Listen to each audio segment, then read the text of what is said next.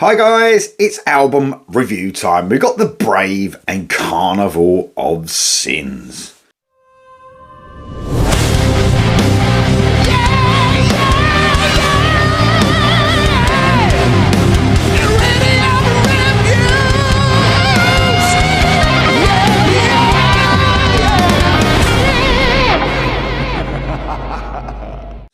So this album is out today, the 28th of September. I did get sent it early, so I've been listening to it over the last week or so. This is a Christian heavy rock band, American Christian heavy rock band. This album has 12 tracks on it. So The Brave, quite a big deal in the Christian heavy rock world. Their debut came out in 1992 called Battle Cries.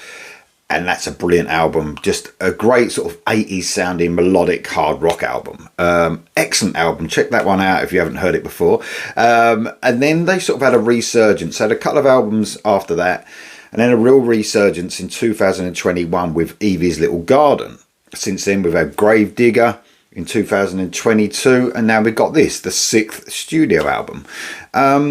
So yeah, they've been busy since their resurgence, but obviously a lot of years not being together, and there was a different singer for a little while and stuff like that. So where does this sit, especially in the new catalogue, I suppose? I mean, it's definitely got, for me, they've gone back to that sort of more melodic rock sound, I suppose, of Evie's Little Garden and the debut, I suppose. This has got some huge choruses. They always have some huge choruses, but I think this is more on line with that sort of arena rock that they were known for back in 1992. But obviously this is very modern sounding at the same time, and it still has that variety that The Brave has on their more recent albums for sure. There's definitely, it's an interesting listen from beginning to end. Lots of different styles, all within that heavy rock, arena rock sort of sound. But you know, they always give you something different with every album, and this is no exception. It's 12 tracks, takes you on a bit of a ride.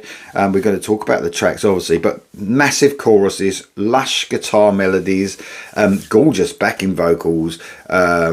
Just a great album, a great listen with some massive choruses. Like we're going to talk about the songs itself, but man, there's some choruses to die for here. Of course, this is only a 3-piece band. You've got Stacey Roberts on vocals, guitar and keys. You've got Malcolm Parris on the bass, John Spittle on the drums. All the guys in the band are very tight. The songwriting's great, and I've got to give a shout out to the production once again. These last 3 albums have sounded huge. There's a massive production on this, crunchy guitar. When there's synths in certain songs, they really pop in the mix as well, giving it that real sort of 80s type flavour. Drums sound great. The production and mix on this album are fantastic. So let's get on to the songs on this album. We kick off with Carnival of Sins, the title track. This is heavy rock with almost like a touch of psychedelia. One thing that the Brave always has, like, is huge choruses. I've mentioned that a few times already. This is no exception, this song. It's like a mix of sort of Def Leppard with a dose of Queen guitar work. A very cool song, a really fun opener. When You Believe is the next track I want to talk about. This is a very cool single that has some brilliant guitar work from Stacey Roberts.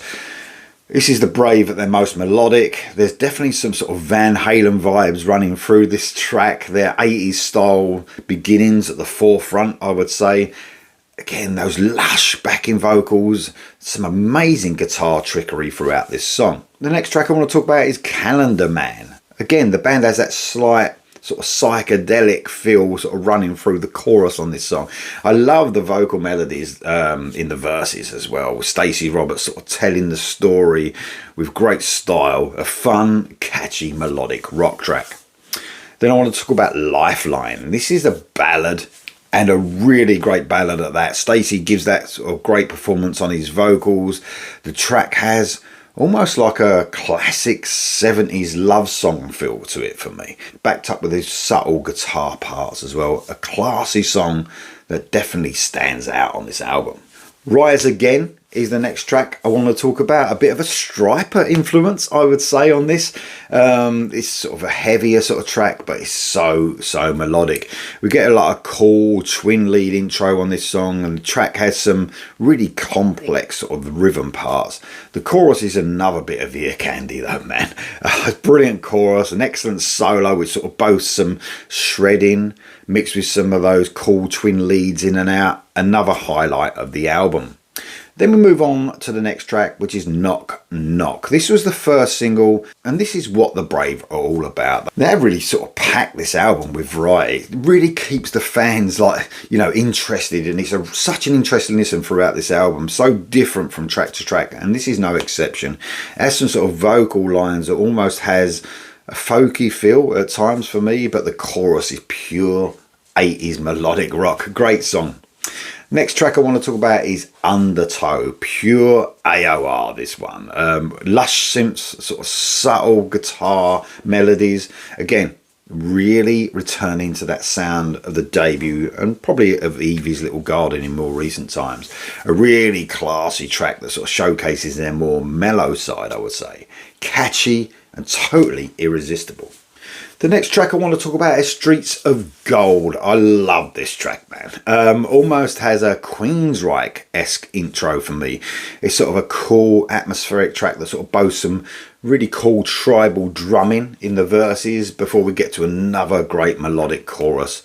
A slightly sort of proggy feel, I'd say, just like running through the feel of this track. And then I want to go on to the last track of the album, talk about that one. It's called Find My Way. It's another ballad. Acoustic guitar with sort of a mix of understated electric guitars sort of make their way to the piano and vocal verse. There's a melancholy sort of lovely feel about this song. It's a fitting feel as a ballad closer, if you like. It boasts another brilliant chorus, of course, that just bursts out of the speakers, comes from nowhere. It has a real sort of MTV 80s ballad sort of on this song. Brilliant stuff. And a great way to close this great album. So, The Brave, Carnival of Sins. Are you going to get this, guys? Have you heard it already? I know the band released it early to the people that have actually bought the album, which was cool. But it was released today, the 28th of September, across all other streaming services. Totally made available everywhere. Totally recommended by me. This is The Brave, Carnival of Sins. Let me know what you think of the album in the comments below, guys. And I'll see you soon.